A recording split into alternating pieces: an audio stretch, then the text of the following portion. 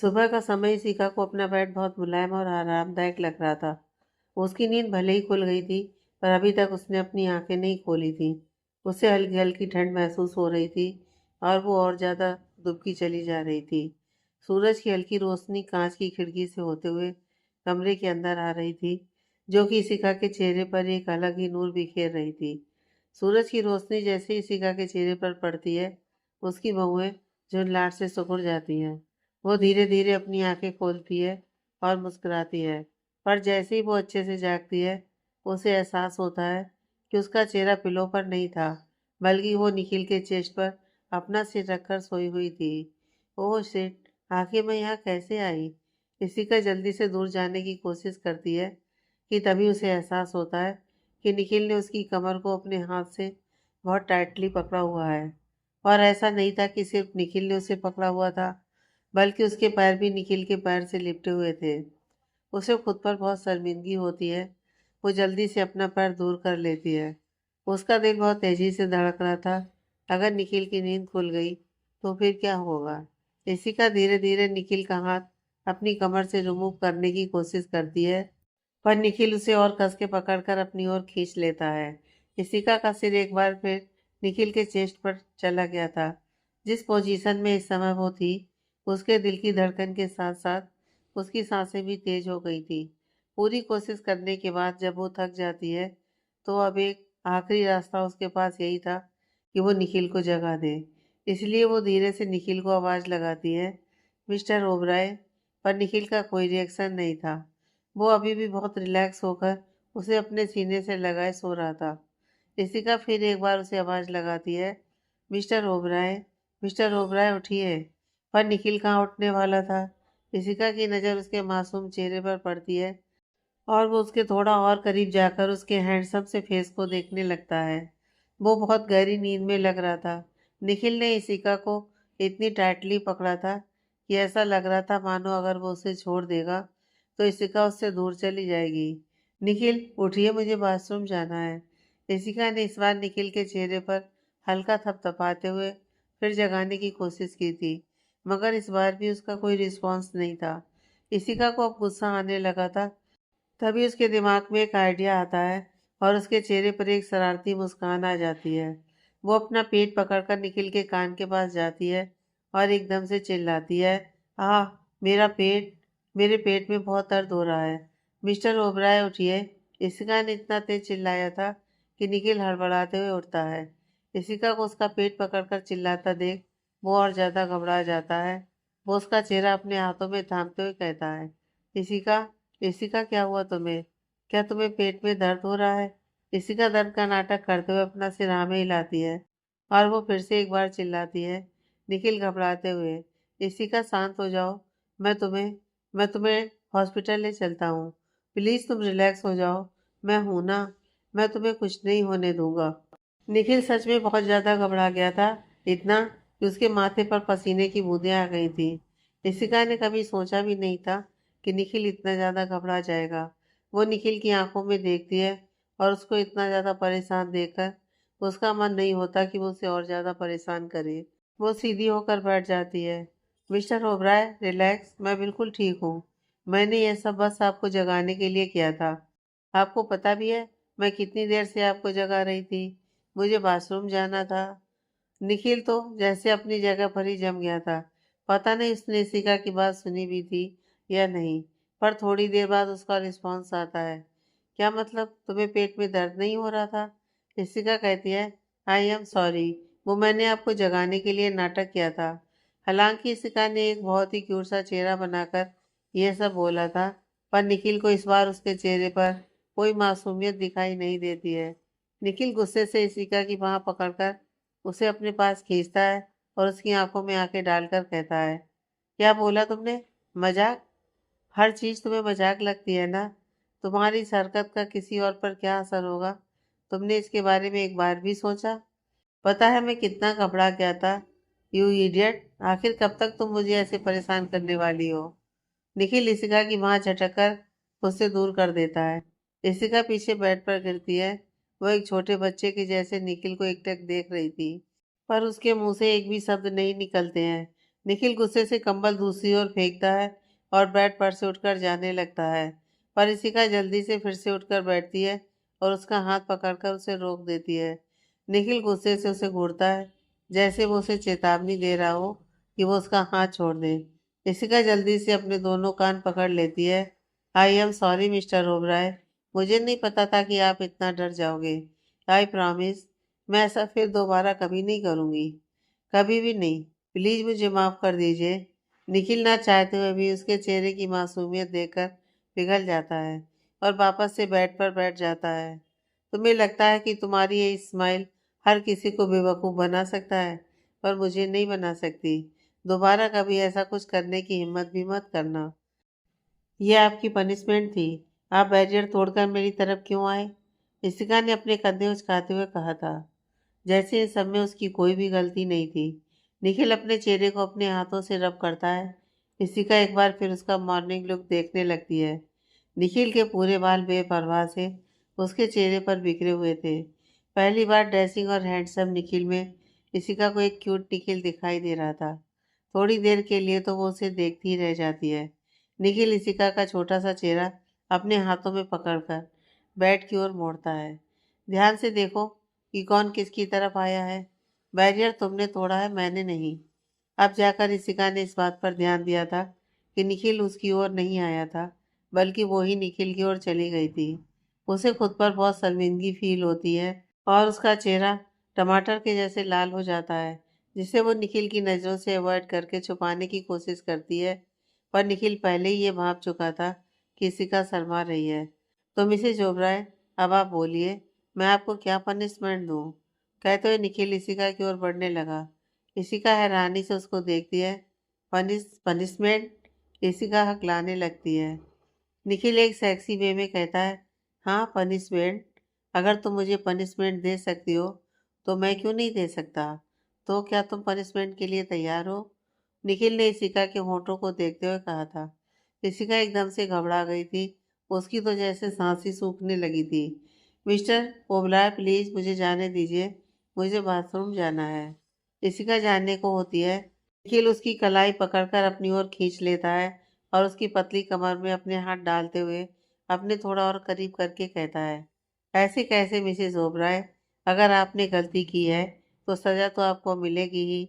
इशिका रोनी सूरत बना लेती है और एक बार फिर अपने कान पकड़ते हुए कहती है, आई एम सॉरी, मुझसे गलती हो गई। मैं दोबारा आपको परेशान नहीं करूँगी। प्लीज़ मुझे जाने दीजिए। निखिल धीरे धीरे इशिका के एकदम करीब आ गया था। उसका चेहरा इशिका के बहुत पास था, इतने पास कि इशिका को उसकी सांसें अपने चेहरे पर महसूस हो रही थी। उसकी आवाज़ उसके गले में ही अटक गई थी।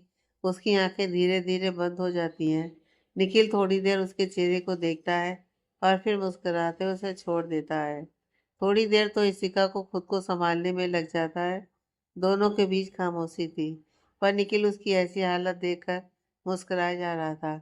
इशिका की नज़र जब उस पर पड़ती है तो वो चिढ़ जाती है। आप सच में बहुत बुरे हैं। अगर तुम्हें मुझसे प्रॉब्लम है तो कोई बात नहीं, आज से मैं सोफे पर ही सो जाऊंगा। तुम आराम से इस पर सो सकती हो। निखिल ने एक गहरी सांस लेते हुए कहा था। इशिका एक राहत की सांस लेती है। That's great idea mister Oberoi. Nikhil Ishika को घूरने लगता है और बदले में इशिका उसे एक इनोसेंट सी स्माइल दे देती है। Stop giving me that smile. मैं मिस्टर मेहरा नहीं हूँ जो तुम्हारे इनोसेंट स्माइल के पीछे तुम्हारी शैतानी दिमाग को ना समझ सकूं। मैं सोफे पर सो रहा हूँ क्योंकि मैं सोना चाहता हूँ। तुम ये मत समझना कि मैं तुम्हारी वजह से सो रहा हूँ। इतना कहकर निखिल बेड पर से खड़ा हो जाता है और इसी का अनजाने में ही एक बार फिर उसके पीछे की परफेक्ट बॉडी को घूरने लगती थी। निखिल ये बात नोटिस कर चुका था। उसके चेहरे पर एक स्माइल आ जाती है, पर वो उस स्माइल को अगले ही पल छुपा लेता है। तुम्हारा मुझे घूर कर हो गया? नहीं, मेरा मतलब मैं आपको घूर नहीं रही थी।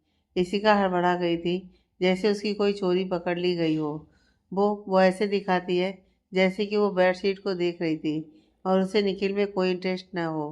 ओ गॉड, क्या उन्होंने यह नोटिस कर लिया कि मैं उन्हें घूर रही थी? कितना एम्ब्रेसिंग है ये। तभी उसके मन में कुछ आता है और वो निखिल को देखते हुए कहती है, अगर आपको मेरे घूरने से इतनी ज़्यादा प्रॉब्लम है तो आपको इस तरह से मेरे सामने अपनी बॉडी का शो ऑफ नहीं करना चाहिए। निखिल के चेहरे पर एक शैतानी मुस्कुराहट थी। पर मैंने कब कहा कि मुझे प्रॉब्लम है? इट्स ओके, मुझे कोई परेशानी नहीं है। अगर तुम चाहो तो मैं पूरा दिन तुम्हारे सामने बैठ सकता हूँ। तुम मुझे चेकआउट कर सकती हो। निखिल की इस बात से इसी का एकदम शौक रह जाती है। आखिर उसे ऐसा क्यों लग रहा था कि वो इस निखिल ओबराय को जानती ही नहीं है। मिस्टर ओबराय को फ्लर्ट करना भी आता है। ये तो वाकई में एक बहुत बड़ी बात थी। इशिका बेड पर से खड़ी होती है। उसने खुद को इस ऑकवर्ड सिचुएशन से बचाने का ये एक रास्ता उचित समझा था कि वो बाथरूम में चली जाए और आज के लिए खुद को रेडी करे। पर इससे पहले कि वो बाथरूम में जाती, निखिल उसके सामने आ जाता है। कहाँ जा रही हो तुम? इशिका कंफ्यूज होते हुए, क्या मतलब कहाँ जा रही हूँ? क्या आप देख नहीं सकते कि मैं बाथरूम जा रही हूँ? सामान लेना है मुझे, ऑफिस के लिए खुद को रेडी करना है। अच्छा, तो अब मेरी एक बात ध्यान से सुनो।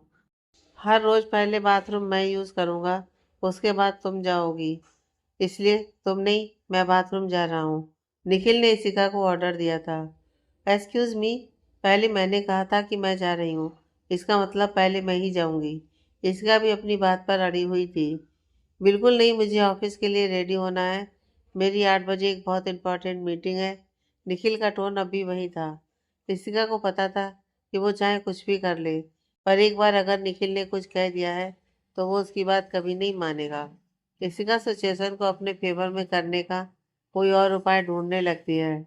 Oh my God, mister Oberoi, छिपकली, आपके पीछे छिपकली है। इतना कहते हुए इशिका पीछे हटती है और बेड पर चढ़ जाती है। निखिल भी जल्दी से बेड पर चढ़ते हुए कहता है, कहाँ है, कहाँ है? सिर्फ इशिका को ही पता था कि कितनी मुश्किल से उसने अपनी हंसी कंट्रोल की हुई थी। वो जल्दी से बाथरूम की ओर भागती है और फिर पीछे मुड़कर कहती है, सी यू मिस्टर ओबराय, आधे घंटे बाद।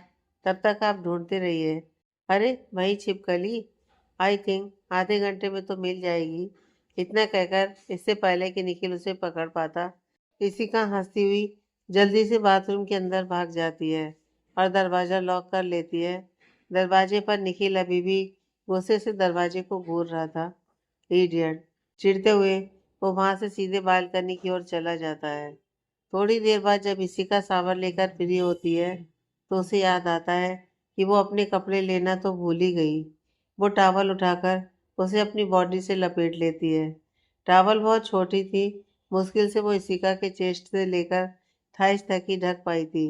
इशिका दरवाज़ा खोलकर धीरे से उसके बाहर झांकती है। मिस्टर ओबराय, क्या आप यहाँ हैं? इशिका झांककर चारों ओर देखती है। रूम के अंदर कोई भी नहीं था। वो धीरे कदमों से बाथरूम की बाहर आती है और एक गहरी सांस लेती है। थैंक गॉड कि मिस्टर ओबराय यहाँ नहीं है। उसने मनी मन भगवान को धन्यवाद दिया था। वो जल्दी से अपने सूटकेस की ओर बढ़ती है, पर अभी वो आधे रास्ते ही गई थी कि तभी बालकनी का ग्लास डोर ओपन होता है और निखिल अपने कदम रूम के अंदर करता है। निखिल की नज़र जैसे ही इशिका पर पड़ती है, वो अपनी जगह पर ही फ्रीज हो जाता है। इशिका की आंखें भी बड़ी हो जाती हैं और उसके मुंह से एक चीख निकल जाती है। आह! वो जल्दी से अपने हाथ से खुद को कवर करने की नाकामयाब कोशिश करती है। तभी उसके कानों में निखिल की गुस्से भरी आवाज़ पड़ती है। Shut up! चिल्लाना बंद करो। तुम बिना कपड़े के यहाँ बाहर क्या कर रही हो? निखिल बहुत गुस्से में लग रहा था। इशिका चिल्लाती है, आप उधर देखिए। निखिल कहता है, तुम बिना कपड़े के बाहर क्यों आई? मिस्टर ओबराय, मैं अपने कपड़े लेना भूल गई थी। इशिका का सिर नीचे हो गया था। उसे बहुत शर्म आ रही थी। निखिल गुस्से से उसके पास आकर उसके हाथ पकड़कर वापस से बाथरूम में खींच कर ले जाता है और उस एरिया में लाकर खड़ा करता है जहाँ बहुत से टॉवल और बाथरूम टंगे थे। ये देखो, इतने सारे फ्रेश टॉवल और बाथरूम यहाँ पर ऑलरेडी है। तो आज के बाद दोबारा कभी इस तरह से बाथरूम के बाहर आने की हिम्मत भी मत करना। Do you get that?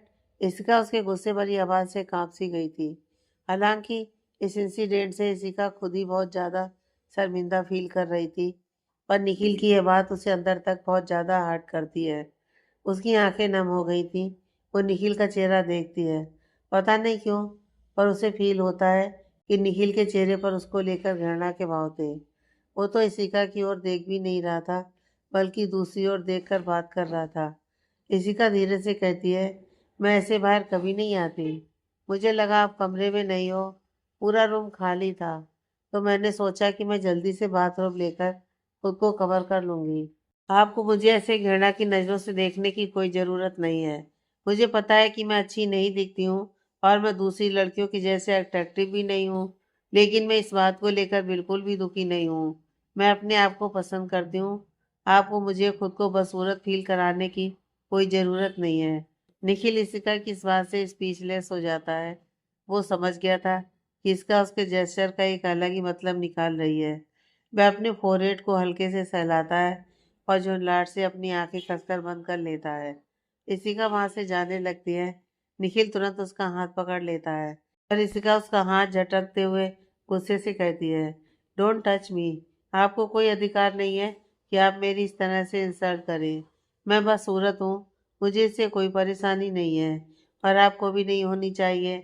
ऐसे मत दिखाइए कि आप मुझसे डिस्गस्टिंग हैं। इशिका फिर एक बार वहां से जाने के लिए मुड़ती है। निखिल उसकी बाह पकड़कर अपने करीब खींच लेता है। इशिका अभी भी टॉवल में ही थी। Are you mad? खुद को बार बार बदसूरत बोलना बंद करो। तुम बदसूरत नहीं हो। किसने कहा कि मैं तुमसे डिस्कस फील कर रहा हूँ? इडियट! क्या कभी तुमसे किसी ने यह बताया कि तुम कितनी खूबसूरत हो? और तुम्हारी बॉडी भी बिल्कुल परफेक्ट है। इशिका खुद को बार बार बदसूरत कह रही थी और निखिल को यह बात बिल्कुल पसंद नहीं आई थी। इशिका भी चिढ़ते हुए कहती है, तो फिर आप मुझे वैसे घृणा की नज़रों से क्यों देख रहे थे? लाख रोकने की कोशिश करने के बाद भी इशिका की आंखों से आंसू आ ही गए थे। आखिर साहिल का भी तो यही कहना था कि वो बिल्कुल भी अट्रैक्टिव नहीं है और बोरिंग टाइप की है। पर साहिल की बातों से वो कभी भी इस तरह से हर्ट नहीं हुई थी जितना हर्ट वो निखिल की बातों से हुई थी। ऐसा क्यों था वो खुद भी नहीं जानती थी, पर उसे अपने दिल में एक अजीब सा दर्द महसूस हो रहा था। इशिका को रोता देख निखिल के दिल में एक दर्द सी उठती है। वो उसे कसकर अपने गले से लगा लेता है। इशिका रोते हुए, I hate you mister Oberoi, I hate you. Ishika Nikhil के सीने पर मुक्का मारते हुए कहती है। वो जबरदस्ती खुद को छुड़ाने की कोशिश करती है, पर निखिल उसे जाने नहीं देता। थोड़ी देर बाद जब इशिका थोड़ी शांत हो जाती है, तो निखिल उसका चेहरा अपने हाथों में भरते हुए कहता है, इशिका, तुम इतनी इनोसेंट क्यों हो? ओके फाइन, ठीक है, तो मैं तुम्हें सीधी सीधे समझाता हूँ। मैं एक आदमी हूँ। मैं बहुत समय तक खुद पर कंट्रोल नहीं कर सकता और तुम्हें ऐसे देख कर तो बिल्कुल भी नहीं। यही कारण था कि मुझे तुम पर गुस्सा आ गया। अब प्लीज़ खुद को अगली बोलना बंद करो। You are so beautiful. Ishika हैरानी से निखिल को देख रही थी। निखिल एक फ्रेश बाथरोब उठाता है और इशिका को पहनाते हुए उसे बाथरूम से बाहर लाता है। इशिका एकटक उसको ही देख रही थी। क्या आप सच में किसी को भी देखकर इतनी जल्दी कंट्रोल खो सकते हैं? इशिका ने बड़ी मासूमियत से पूछा था। निखिल एक बार फिर स्पीचलेस हो गया था। आखिर क्या कहता वो उसे कि सबको देखकर तो नहीं, पर उसे ऐसे देखकर डेफिनेटली वो अपने कंट्रोल खो सकता है। उसे सबको देखकर वो फीलिंग नहीं आती जो उसे देखकर आती है। निखिल उसे बेड पर बैठाता है और उसके सामने बैठते हुए कहता है, अच्छा ठीक है, अब मेरी एक बात सुनो। आज से अभी से सोचने का काम तुम मुझ पर छोड़ दो। इशिका को उसकी बात समझने में कुछ समय लग जाता है, पर जैसे ही वो समझती है, गुस्से से निखिल को घूरती है। आपको क्या लगता है कि मैं सोच नहीं सकती? निखिल कहता है, नहीं, मैंने ऐसा कब कहा? तुम तो बहुत अच्छा सोचती हो, बस थोड़ा ज़्यादा सोच लेती हो। अभी तुम तैयार हो जाओ, मुझे भी ऑफिस के लिए तैयार होना है। मैं शॉवर लेने जा रहा हूँ। इतना कहकर वो क्लोजेट से अपने कपड़े निकालता है और बाथरूम की ओर चला जाता है। इशिका शायद अभी भी निखिल की बातें समझ नहीं पाई थी। वो उसे अंदर जाते हुए कन्फ्यूजन से देख रही थी। करीब 15 मिनट बाद इशिका ऑफिस जाने के लिए पूरी तरह से रेडी हो गई थी। निखिल बाथरूम से बाहर आता है। दोनों ही एक दूसरे की नज़रें अवॉइड कर रहे थे। इशिका के मन में बार बार निखिल की वही बात गूंज रही थी। इशिका, क्या कभी तुमसे किसी ने ये कहा है कि तुम कितनी ब्यूटीफुल हो? You are so beautiful. और जब जब उसे यह बात याद आती है, इशिका खुद में ही शर्मा जाती थी। उसे नहीं पता था कि वो ऐसे बिहेव क्यों कर रही थी, पर उसे यह जानकर बहुत अच्छा लगा था कि निखिल साहिल के जैसा नहीं है। साहिल हमेशा उसे यह एहसास कराता रहता था कि वो बहुत बोरिंग टाइप की है, पर निखिल उसे एहसास दिला रहा था कि वो भी खूबसूरत है। निखिल रेडी होने के बाद नाइट स्टैंड से अपने रिस्ट वॉच उठाकर अपनी कलाई पर बांधता है और फिर अपना फ़ोन अपने पॉकेट में डालता है। इशिका जल्दी से निखिल के पास आकर उसका हाथ पकड़ लेती है। निखिल हैरानी से पहले अपने हाथ को देखता है और फिर इशिका को। इशिका मुस्कुराते हुए कहती है, मिस्टर ओबराय, क्या आज सुबह जो कुछ भी हुआ हम उसे भूल सकते हैं? हमें अपने प्लान के अकॉर्डिंग एक साथ नीचे चलना चाहिए। निखिल थोड़ी देर उसको घूरता है। ओके, बट रिमेम्बर, मैं यह सिर्फ और सिर्फ अपने प्लान के लिए कर रहा हूँ। इशिका कहती है, ओके फाइन, तो फिर हम ब्रेकफास्ट के लिए चलें? निखिल कहता है, तुम्हें कहीं भी जाने की ज़रूरत नहीं है। तुम जो भी खाना चाहती हो हमारे पर्सनल शेफ से कॉल करके ऑर्डर कर सकती हो। वैसे भी तुम ऐसे बाहर की अनहाइजेनिक चीज़ें बिल्कुल भी नहीं खाओगी। इतना कहकर निखिल इंटरकॉम पर एक नंबर डायल करता है। हेलो शेफ, मेरा ब्रेकफास्ट रेडी है। उधर से कुछ आवाज़ आती है। निखिल कहता है, अच्छा एक काम करो, तो मैम के ऑर्डर ले लो। इतना कहकर निखिल इंटरकॉम इशिका की ओर बढ़ा देता है। इशिका कहती है, गुड मॉर्निंग सेफ, मेरे लिए पिज़्ज़ा विद कॉफ़ी, बस और कुछ भी नहीं। इशिका बहुत खुश नज़र आ रही थी। इशिका का ऑर्डर सुनकर निखिल की बहुएं सिकुड़ जाती हैं। वो इंटरकॉम उसके हाथ से छीनकर कहता है, fruit salad with coconut juice, no pizza no coffee, 15 minute में ब्रेकफास्ट रूम में भेजो। इशिका को कुछ समझ में नहीं आया था कि उसके साथ हुआ क्या था। वो गुस्से से निखिल के सामने जाकर खड़ी हो जाती है। ये क्या किया आपने? आपने मेरा पिज़्ज़ा कैंसिल कर दिया और मेरी कॉफ़ी भी। निखिल बिना किसी एक्सप्रेशन के कहता है, हाँ कर दिया तो, पर क्यों? आपने मेरा ऑर्डर क्यों कैंसिल किया? मिस्टर ओबराय, आप बिल्कुल डैड के जैसे हो। वे भी मुझे कुछ भी नहीं खाने देते थे, हमेशा मुझे रूल्स में बांध कर रखते थे। आप मेरे साथ ऐसा नहीं कर सकते क्योंकि आप मेरे डैड नहीं हो। निखिल कहता है, ध्यान से देखिए मिसिज ओबराय, मैं ऐसा कर रहा हूँ।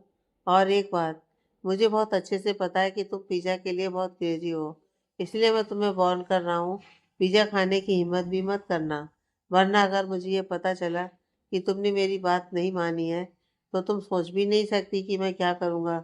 इशिका गुस्से से कहती है, तो क्या करेंगे आप?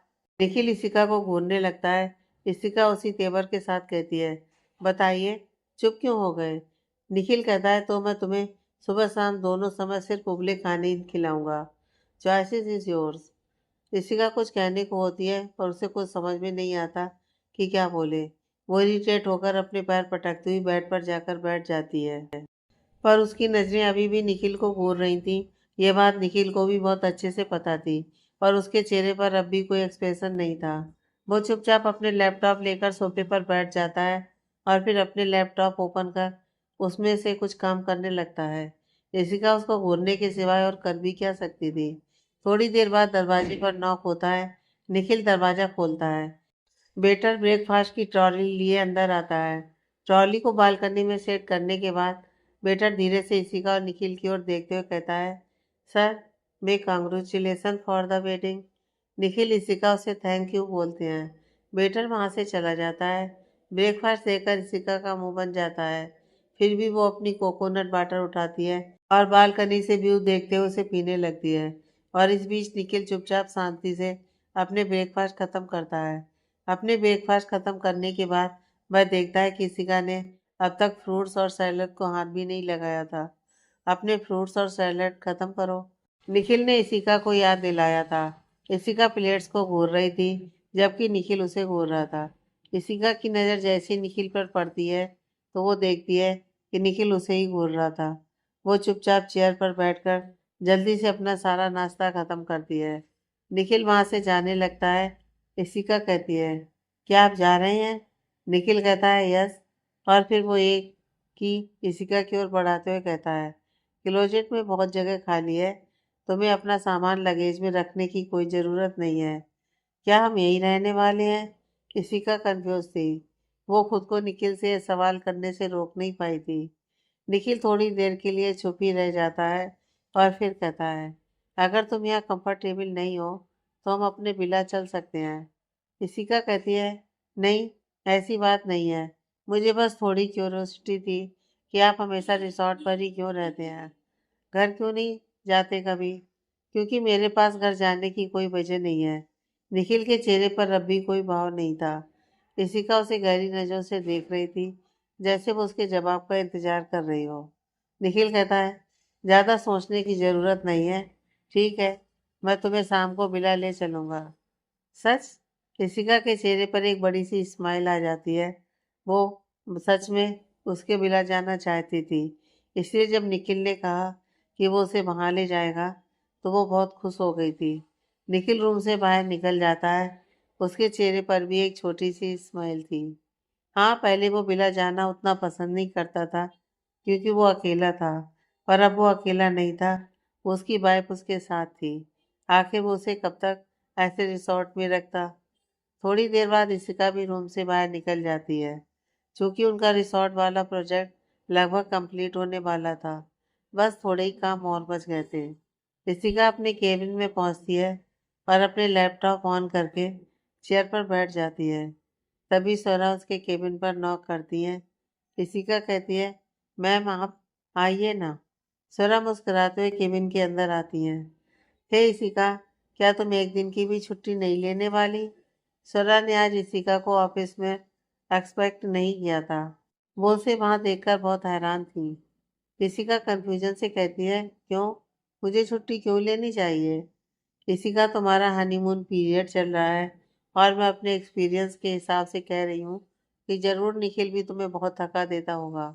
स्वरा ने शरारत से मुस्कुराते हुए कहा था। इशिका वाकई में बिलस करने लगती है। अब ये बात तो सिर्फ निखिल और इशिका को पता थी कि उनकी शादी शादी नहीं डील थी, पर लोगों को तो नहीं पता था ना। उनका तो ऐसा सवाल करना वाजिब था।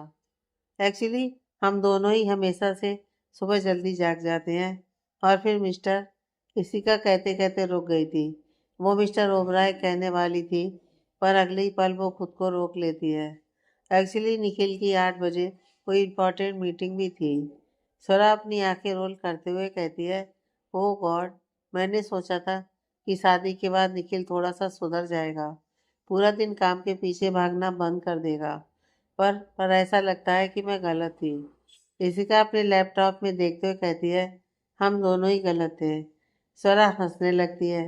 वैसे तुम दोनों हनीमून पर कहाँ जाने वाले हो? इशिका ने स्वरा से इस सवाल की उम्मीद नहीं की थी। उसे समझ में नहीं आता है कि वो उसे क्या जवाब दे। वो जल्दी से कुछ सोचती है। मैम, हमने अभी तक कुछ डिसाइड नहीं किया है। स्वरा थोड़ी सीरियस हो गई थी। इशिका, निखिल को सच में एक वोकेशन की ज़रूरत है। एक बहुत लंबा समय हो गया, जब वो छोटा था तब वोकेशन पर जाया करता था। उसे काम के सिवा और कुछ भी दिखाई नहीं देता। बचपन से लेकर आज तक मैंने उसे ऐसे ही देखा है। इशिका कहती है, क्यों? वे इतने लंबे समय से किसी वोकेशन पर क्यों नहीं गए? सरा कहती है, उसकी माँ के जाने के बाद उसके डैड की दूसरी शादी हुई और फिर उन दोनों का डाइवोर्स हो गया। उसके बाद निखिल ने खुद को पूरी तरह से काम में झोंक दिया। पूरा दिन ऑफिस वर्क और फाइल्स में घुसा रहता है और अपनी बोरिंग लाइफ अकेले एंजॉय करता है। ऋषिका कहती है, वे सच में बहुत वर्कहोलिक हैं और मुझे नहीं लगता कि वो कोई वोकेशन प्लान कर भी रहे होंगे। स्वरा कहती है, हनी, तुम उससे कह सकती हो कि तुम वोकेशन पर जाना चाहती हो और वो तुम्हें मना भी नहीं कर सकता, क्योंकि तुम उसकी वाइफ हो। अपनी पोजीशन का थोड़ा सा तो फायदा उठाओ। ऋषिका फिर एक बार ब्लश करने लगती है। थोड़ी देर बाद स्वरा वहां से चली जाती है। इशिका अपने केबिन में बैटरी रिसोर्ट के रूफ टॉप को डेकोरेट करने के लिए आइटम सिलेक्ट कर रही थी। वो एक बेहतरीन डिजाइन की ग्रिल, कुछ आउटडोर फर्नीचर, कुछ फ्लैश लाइट और शोपीस सहित कुछ शो प्लांट्स चूज करती है। वो अपने सिलेक्शन से काफ़ी सेटिस्फाइड लग रही थी। सारी चीज़ें बिल्कुल परफेक्ट चूज किया था उसने। कुछ समय के बाद वो सरा के पास जाती है ताकि वो उसका अप्रूवल ले सके। भले ही इशिका उस रिसोर्ट की ओनर की वाइफ थी, पर स्वरा उस ऑफिस में उससे सीनियर थी। इन आइटम्स के लिए उसका अप्रूवल बहुत ज़रूरी था। थोड़े समय बाद इशिका स्वरा की ऑफिस में खड़ी थी। स्वरा को भी वे सारे आइटम्स बहुत पसंद आते हैं और वो उन्हें अप्रूवल दे देती है। इसके बाद वो एक पेपर इशिका की ओर बढ़ाते हुए कहती है, इशिका, क्या तुम इन पेपर्स पर निखिल के सिग्नेचर ले सकती हो? एक्चुअली मैं किसी इंपॉर्टेंट क्लाइंट का वेट कर रही हूँ। वह बस 10 मिनट में यहाँ पहुँचने वाले हैं। Sure ma'am. इशिका ने मुस्कुराते हुए कहा था, और वो पेपर्स लेकर निखिल की केबिन की ओर बढ़ जाती है। इशिका जैसे उसकी केबिन की डोर पर अपना हाथ रखकर उसे नॉक करने को होती है, उसे अंदर से किसी लड़की की गुस्से भरी आवाज आती है। इशिका के हाथ डोर पर ही रुक जाते हैं। विकी डोर के बाहर ही खड़ा था, और वो इशिका को देखकर सकपका जाता है। कहीं उसकी मैडम उसके बॉस को गलत ना समझ ले। उसके चेहरे की हवाइयाँ उड़ रही थी। इशिका विकी को घूरती है। विकी, कौन है अंदर? और वो ऐसे चिल्ला क्यों रही है? मिस्टर ओबराय पर। वो मैम, एक्चुअली केबिन में।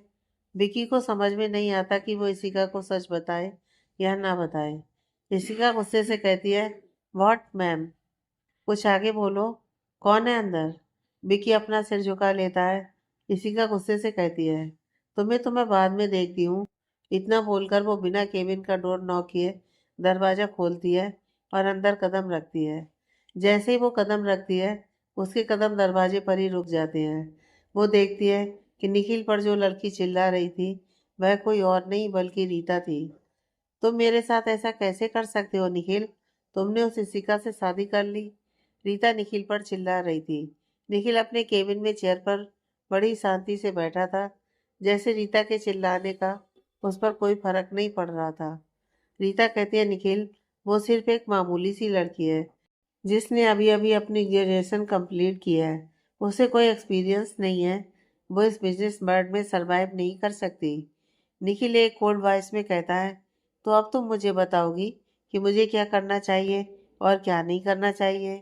You don't have to worry about me. I know what I am doing. I care for you Nikhil. I really care for you. आखिर तुम मुझसे शादी कैसे कर सकते हो? इस बार रीता की आवाज़ थोड़ी नरम पड़ गई थी। मैं तुम्हें ऐसे अपनी ज़िंदगी बर्बाद करने नहीं दे सकती। तुम जानते हो कि वो तुम्हारे लायक नहीं है। तुम्हारे लायक मैं हूँ। हम दोनों कलीग से ज़्यादा हैं। क्या तुम मेरी परवाह नहीं करते? निखिल गुस्से से कहता है, मैंने तुमसे कब कहा कि हम कलीग से ज़्यादा हैं?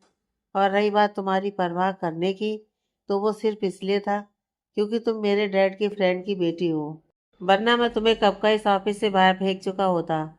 रीता फिर निखिल के एकदम पास चली जाती है और अचानक से ही उसके चेहरे पर अपने हाथ फिराने लगती है। इशिका के हाथ डोर के हैंडल पर सख्त हो जाते हैं। उसका मन कर रहा था कि वो रीता का हाथ पकड़कर तोड़ दे। जो गुस्से और ज्वेलसी से मिला जुला एहसास वो महसूस कर रही थी, वो उसे अंदर ही अंदर जला रहा था। निखिल उसका पति था। ऐसे कैसे कोई भी औरत उसे इस तरह से टच कर सकती है? इससे पहले कि इशिका कोई रिएक्शन देती, निखिल खुद ही रीता का हाथ झटक कर उसे खुद से दूर कर देता है। तुम्हारी हिम्मत कैसे हुई मुझे हाथ लगाने की?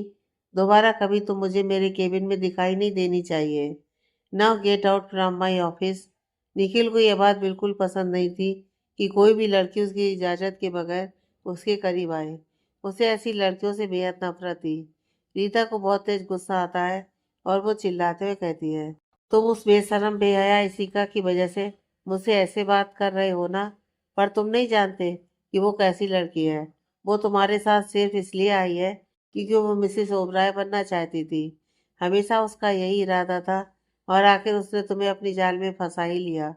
इशिका गुस्से से अपने कदम रीता की ओर बढ़ाती है कि तभी उसके कानों में निखिल की गुस्से भरी आवाज़ आती है, don't you dare, she is my wife, और मेरे सामने उसकी कोई इंसल्ट करे, मैं ये बिल्कुल बर्दाश्त नहीं करूँगा।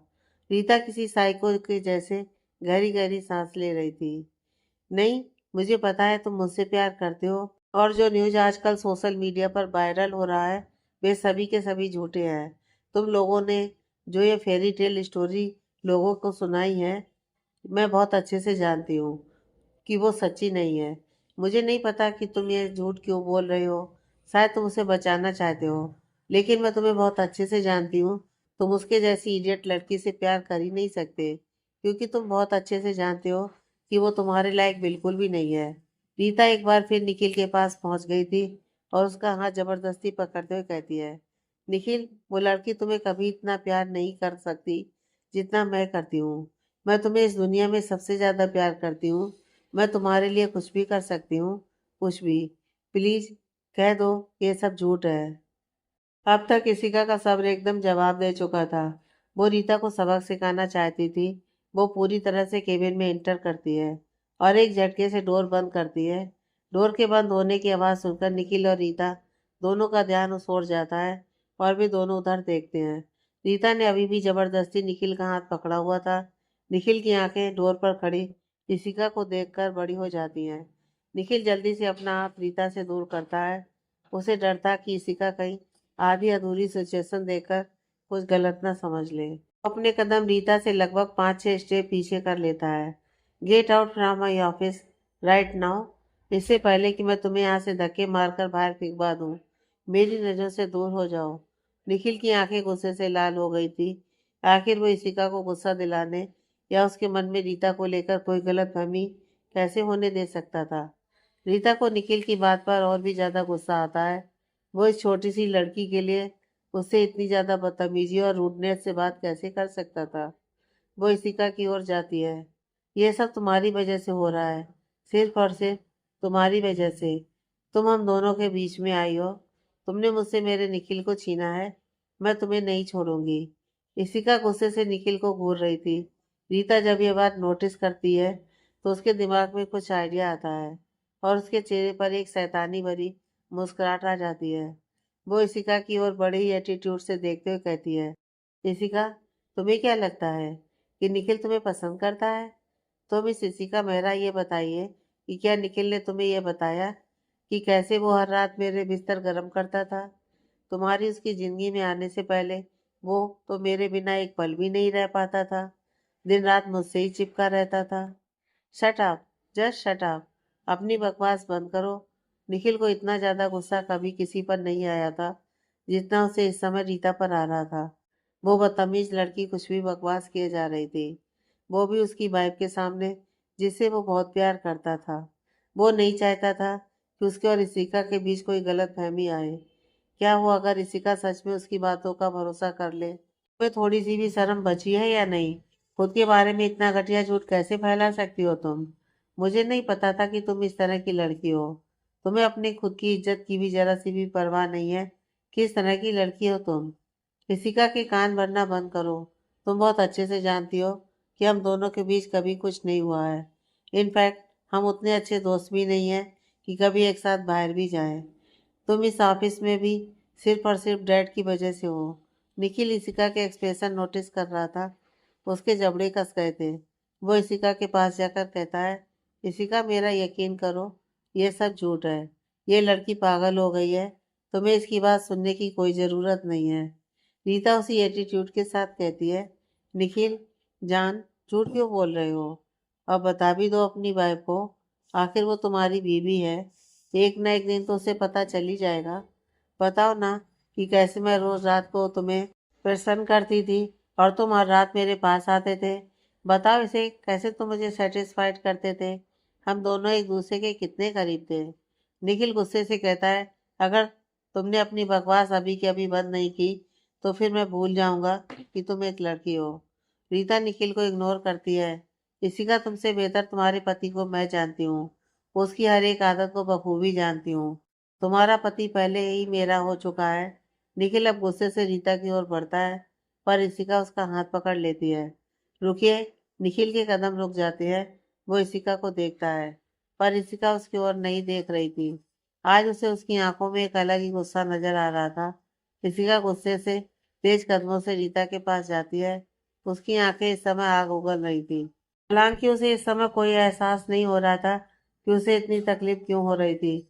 वो अपनी आंखों के आंसू और दिल में हो रहे दर्द को छुपाती है और अपने चेहरे पर एक झूठी मुस्कुराहट लाते हुए कहती है, I don't care about past. तुम जैसी लड़की निखिल ओबराय को अपने बिस्तर तक लाने के लिए प्लीज ही कर सकती है, उसके सामने गिड़गिड़ा सकती हैं, पर उससे ज़्यादा उसकी लाइफ में अपनी जगह कभी नहीं बना सकती। तुम वो लड़की कभी नहीं बन सकती जो निखिल ओबराय की पत्नी और उसके होने वाले बच्चे की माँ है। How dare you! रीता चिल्लाती है और इशिका को थप्पड़ मारने जाती है। इशिका उसका हाथ बीच में ही रोक लेती है। Don't you dare miss Rita, मुझ पर हाथ उठाने की हिम्मत भी मत करना। मैं तुमसे डरती नहीं हूँ। मुझे बस एक बार आवाज़ लगाने की ज़रूरत है और गार्ड्स तुम्हें धक्के मारकर इस रिसोर्ट से बाहर फेंक कर आएंगे। इशिका के लहजे में चेतावनी थी। आखिर वो उस रिसोर्ट की मालकिन थी। ये रिसोर्ट उसके डैड और उसके हस्बैंड का था।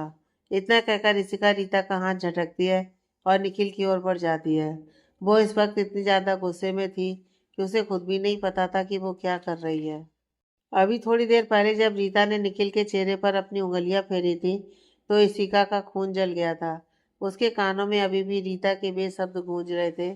तुम्हारा पति रोज रात को मेरे बिस्तर गर्म करता था। वो गुस्से से निखिल के पास जाकर उसके गले में अपने हाथ डालकर उसे झटके से अपनी ओर खींचती है और उसके पंजों पर खड़ा होकर निखिल के होठों को अपने होठों से कैप्चर कर लेती है।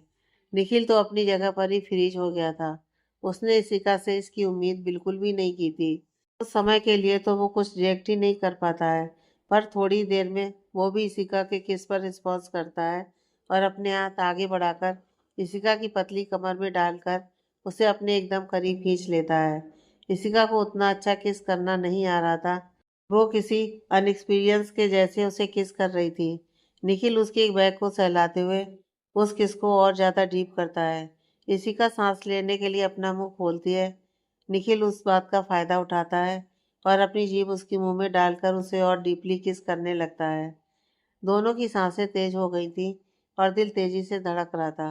निखिल इशिका को कमर से पकड़कर ऊपर उठा लेता है। दोनों की किस अब भी बरकरार थी। ऐसा लग रहा था कि दोनों एकदम बहक चुके थे। शायद वे ये भी भूल चुके थे कि उस केबिन में उनके अलावा रीता भी थी, जो इस समय गुस्से और जलन की आग में जल रही थी। इशिका अपने पैर निखिल की कमर से बांध देती है। थोड़ी देर बाद जब इशिका की सांसें उखड़ने लगती हैं तो निखिल उसे छोड़ देता है और दोनों के अलग होते ही अब जाकर उन्हें एहसास हुआ था कि वे दोनों क्या कर रहे थे। इशिका जब अपनी और निखिल की पोजीशन देखती है तो शर्म के मारे उसकी आंखें नीचे झुक जाती हैं। वो अब निखिल की आंखों में देखने की हिम्मत भी नहीं करती है और जल्दी से अपने पैर निखिल की कमर से खोलकर नीचे उतरकर खड़ी हो जाती है। तभी उसकी नज़र रीता पर जाती है, जो आंखों में खून लिए उसको घूर रही थी। माना कि इशिका बहुत एम्बुलेंस थी, पर रीता को गुस्से में जलता देख उसके दिल को बहुत ठंडक मिली थी। आखिरकार थोड़ी देर पहले वो भी तो इसी आग में जल रही थी और ये सब उसने इसी जलन में ही तो आकर किया था। खुद को एक बार फिर निखिल के सामने एम्बुलेंस कर लिया था। तो वहीं निखिल की हालत अभी भी बहुत खराब थी। उसे अपनी बॉडी में एक अजीब सी गर्मी महसूस हो रही थी। उसका बिल्कुल भी मन नहीं था कि वो इशिका को खुद से दूर जाने दे। Get out. मैं तुम्हारी शक्ल भी नहीं देखना चाहती। और जाते समय डोर लॉक कर देना। हमें प्राइवेसी चाहिए। यू नो हम लोगों की नई नई शादी हुई है।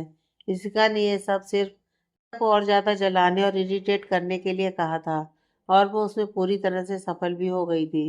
रीता अपनी मुट्ठियां बंद कर अपने गुस्से को बाहर आने से रोकती है और फुफकारती हुई केबिन से बाहर निकलने से पहले वो डोर को धड़ाम से बंद करती है। विक्की उसे लाल आंखों के साथ जब केबिन से बाहर जाता देखता है तो उसके चेहरे पर एक खुशी की लहर दौड़ पड़ती है। उसे हमेशा से पता था कि यह लड़की उसके बॉस के पीछे पड़ी थी और वो ये भी जानता था कि वो उसके बॉस से प्यार नहीं करती थी, बल्कि वो सिर्फ मिसेस निखिल ओबराय बनना चाहती थी। वो उसके पैसों के पीछे थी। दूसरी ओर रीता के बाहर जाने के बाद निखिल के केबिन का माहौल बहुत ज़्यादा ऑकवर्ड हो गया था। तो वहीं इशिका अपनी थोड़ी देर पहले किए गए एक्शन से इतनी ज़्यादा शर्म महसूस कर रही थी कि उसने एक बार भी निखिल की ओर देखने की हिम्मत नहीं की थी। उसे समझ में नहीं आ रहा था कि वो निखिल से किस तरह से अपनी नज़रें मिलाए। और एक दूसरी बात यह भी थी कि वो निखिल से कुछ बात भी नहीं करना चाहती थी। कहीं ना कहीं रीता की कही हुई बातें उसके दिल के एक सबसे मुलायम हिस्से पर असर की हुई थी, जिसे वो भूल नहीं पा रही थी। मिस्टर ओबराय, मुझे कुछ ज़रूरी काम है। इतना कहकर वो बिना निखिल की ओर देखे केबिन से बाहर निकल जाती है। विकी इशिका को बाहर जाते देखता है तो वो फिर एक बार सकपका जाता है, क्योंकि इशिका ने उसे वार्न किया था कि वो उसे बाद में देख लेगी। पर यह क्या, इशिका तो एक नज़र विकी की ओर देखती भी नहीं है। वो खामोशी से उसके ठीक सामने से चली गई थी। विकी को थोड़ा अजीब तो लगता है उसे ऐसे शांति से जाता देख, पर वह ज़्यादा ध्यान नहीं देता है और एक गहरी राहत की सांस लेता है। आखिरकार वह बच जो गया था इशिका की धमकियों से। इधर इशिका निखिल के केबिन से निकलने के बाद सीधे पूल साइड चली जाती है। उसकी सांसें अभी भी तेज थीं। ये क्या कर दिया था उसने। उसने निखिल ओबराय को किस किया था, वो भी उनकी मर्जी के बगैर। इशिका अपना चेहरा अपने दोनों हाथों से छुपा लेती है। ओ गॉड, ये मैंने क्या कर दिया। क्या जवाब दूंगी मैं मिस्टर ओबराय को? अब मैं उनका सामना कैसे करूंगी? मैं उनके सामने कैसे जाऊंगी? पता नहीं वो मुझे कैसी लड़की समझ रहे होंगे। कहीं वो मुझसे नाराज ना हो। अब मैं क्या करूं? इशिका ने निखिल को किस करते समय जो पैशन और अट्रैक्शन फील किया था, वो फीलिंग उसे अपनी पूरी लाइफ में पहली बार आई थी। तभी उसे एक बार फिर रीता की बातें याद आती हैं। उसे फिर एक बार गुस्सा आने लगा था। इधर निखिल इशिका के जाने के थोड़ी देर बाद ही वो केबिन से बाहर निकलकर 9th फ्लोर पर अपने रूम में चला जाता है और करीब 20 मिनट तक एक कोल्ड शॉवर लेता है। तब जाकर उसे थोड़ी शांति मिलती है और उसकी बेचैनी शांत होती है। इशिका को कहाँ पता था कि उसने निखिल के अंदर के मर्द को जगा दिया था और फिर उसे छोड़कर चली गई थी। निखिल के ऊपर अभी भी शॉवर का ठंडा पानी गिर रहा था और वो एक गहरी सांस लेते हुए खुद को मिरर में देखकर कहता है, ये लड़की किसी दिन मेरी जान लेकर रहेगी। केबिन में इशिका के एक्शन को याद करके निखिल के चेहरे पर एक स्माइल आ जाती है। मुझे नहीं पता था कि ये लिटिल गर्ल इतनी बोल्ड हरकत भी कर सकती है। वो साबर बंद करके मिरर के एकदम पास जाकर खड़ा हो जाता है। उसके होंठ अभी भी लाल थे। पता नहीं ये किसकी वजह से थे या फिर इशिका की लिपस्टिक की वजह से। निखिल देखता है कि उसके ऊपर के होंठ हल्के से कटे हुए थे। ओ गॉड, इस लड़की को किस करना भी नहीं आता। ऐसा लग रहा था कि बिल्कुल अनएक्सपीरियंस है, कभी किसी को किस ना किया हो। वो मुस्कुराने लगा था। क्या इसका मतलब यह था कि इशिका ने पहले कभी किसी से किस नहीं किया? पर वो तो साहिल से प्यार करती थी, या शायद अब भी करती हो। इशिका और साहिल के बारे में याद करके वो एक पल के लिए उदास होता है, पर वो फिर भी इस बात से खुश था कि कम से कम अब इशिका सिर्फ उसकी है। इशिका पूल साइड में ही अपने पैर पानी में डालकर बैठ जाती है। ये सब गलत है, बहुत ज़्यादा गलत। पता नहीं मैंने कब भावनाओं में बहकर ऐसा कदम उठा लिया। ये शादी असली नहीं है। निखिल ने उससे शादी सिर्फ रिसॉर्ट के शेयर के लिए की थी और उसने खुद को बदनामी से बचाने के लिए, ताकि वो शांति की जिंदगी जी सके। उसके मन में ऐसी भावनाएं नहीं आ सकती। इशिका का चेहरा एकदम से उदास हो गया था। आखिर मुझे हुआ क्या था? मुझे क्यों इतना ज़्यादा बुरा लगा जब उस रीता ने मिस्टर ओबराय को टच किया? क्यों मुझे खुद के अंदर कुछ जलता हुआ महसूस हुआ? नहीं, मैं जेलस नहीं हूँ। आखिर मैं जेलस क्यों फील करूँगी? इशिका वहाँ बैठी अपने ख्यालों में खोई हुई थी। मैंने अपना पूरा पास्ट उन्हें बताया। उन्होंने मुझसे इतनी बड़ी बात छुपाई। वो रीता के साथ रिलेशनशिप में थे और उनका उसके साथ फिजिकल रिलेशन भी था। इशिका के कान में फिर एक बार रीता की कई बातें गूंजने लगती हैं। क्या निखिल ने तुम्हें यह बताया कि वो कैसे रोज रात मेरे बिस्तर गर्म करता था? तुम्हारा पति पहले ही मेरा हो चुका है। मैं तुम्हारे पति को तुमसे बेहतर जानती हूँ। इशिका ये सारी बातें याद नहीं करना चाहती थी, पर वह उन्हें भूल भी नहीं पा रही थी। वो अपने कान पर हाथ रख लेती है और आंखें कसकर बंद कर लेती है। उसकी आंखों से आंसू की बूंदें गिरती हैं, जिसे महसूस करते ही वो हड़बड़ाकर अपनी आंखें फिर से खोल देती है और जल्दी जल्दी अपने आंसू पोंछते हुए कहती है, आई डोंट केयर। तभी उसे अपने कंधे पर किसी का हाथ फील होता है। वो अचानक से चौंक गई थी। पीछे मुड़कर देखने पर वो पाती है कि उसके सामने कोई और नहीं बल्कि निखिल ही खड़ा था। उसके बाल भीगे हुए थे और हमेशा की तरह आज भी उसका लुक ब्रीथ टेकिंग था, जिसे वो कभी भी रेसिस्ट नहीं कर पाती थी। कुछ पल के लिए वो उसे देखती ही रह जाती है। निखिल की आवाज़ से उसकी तंद्रा टूटती है। तुम अकेले यहाँ क्या कर रही हो? इशिका की नजरें एक बार फिर उसके सामने आने से झुक गई थी। उसे उन दोनों का किस याद आ गया था। वो थोड़ी हिचकिचाहट के साथ कहती है, मिस्टर ओबराय, आप यहाँ? इससे पहले कि इशिका कुछ और कहती, निखिल कहता है, आई एम सॉरी। ये रीता ने जो भी ड्रामा क्रिएट किया उसके लिए। मेरी वजह से तुम्हें इतना कुछ सुनना पड़ा। इशिका हैरान रह जाती है। निखिल उससे माफ़ी मांग रहा था। आखिर ये रियल इंसिडेंट फिर से एक बार उसके साथ हो ही गया था। मुझे नहीं पता था कि रीता के मन में वैसा कुछ है और वो इस तरह से तुम्हारे सामने प्रॉब्लम क्रिएट करेगी। निखिल काफ़ी शर्मिंदा था रीता की हरकतों से। उसे इस बात का डर भी था कि कहीं उसने रीता की झूठी बातों का यकीन न कर लिया हो। नो मिस्टर ओबराय, आपको मुझसे माफ़ी मांगने की कोई ज़रूरत नहीं है।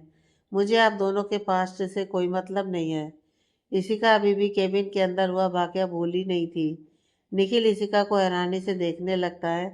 What past? हमारा कोई पास्ट नहीं है। वो यहाँ सिर्फ एक एम्प्लॉय थी।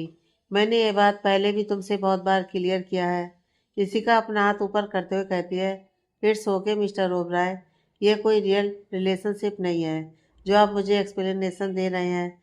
अपनी पर्सनल लाइफ में आप कुछ भी कर सकते हैं। मैं कोई नहीं होती हूँ उसमें अपनी दखल देने वाली। निखिल खामोश हो जाता है। वो एकटक इशिका को देख रहा था।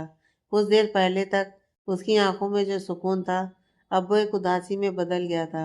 वो अपनी रिस्टवॉच पर नज़र डालते हुए कहता है, ओके मुझे चलना चाहिए, 10 मिनट में मेरी एक मीटिंग है। इशिका खाली आंखों से उसे जाते हुए देख रही थी। उसे नहीं पता था क्यों, शायद वो उसे रोकना चाहती थी। निखिल, इशिका ने निखिल को पीछे से आवाज़ लगाई थी। रिसेप्शन पार्टी के बाद फर्स्ट टाइम इशिका ने निखिल को उसके नाम से बुलाया था। निखिल के कदम रुक जाते हैं और वो पीछे मुड़कर देखता है। इशिका कहती है, आई एम सॉरी टू, आज ऑफिस में मैंने जिस तरह से रिएक्ट किया उसके लिए। मुझे नहीं पता था कि आज मुझे क्या हो गया था, और उसके लिए मैं सच में बहुत शर्मिंदा हूँ। मैंने जो ऑफिस में किया वो गलत था, पर अब मैं उसे ठीक नहीं कर सकती। निखिल का कोई जवाब सुने बिना इशिका वहां से चली गई थी। निखिल वहीं खड़ा उसे जाते हुए देखता ही रह जाता है। अपने केबिन में जाने के बाद इशिका ने वर्क पर कंसंट्रेट करने की पूरी कोशिश की। शाम होने पर उसने रूम में जाने का डिसाइड किया। ऐसे तो निखिल ने कहा था कि वो उसे विला ले जाएगा, पर अब उसका कहीं भी जाने का मन नहीं हो रहा था। आज का पूरा दिन रीता नाम की बेवकूफ़ लड़की ने खराब कर दिया था। इशिका रूम में जाती है, पूरा रूम खाली था। इसका मतलब निखिल अभी वापस नहीं आया था।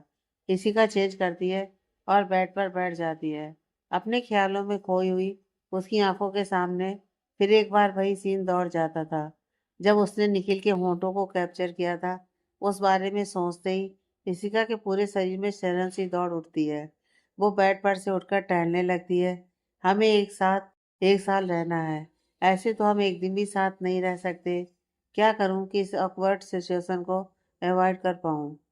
मैंने जो हरकत की है उसके बाद मुझे मिस्टर ओबराय के सामने जाने में बहुत शर्मिंदगी हो रही है। इशिका ने डिसाइड किया कि वो एक अच्छी सी मूवी देखकर अपना दिमाग फ्रेश करेगी।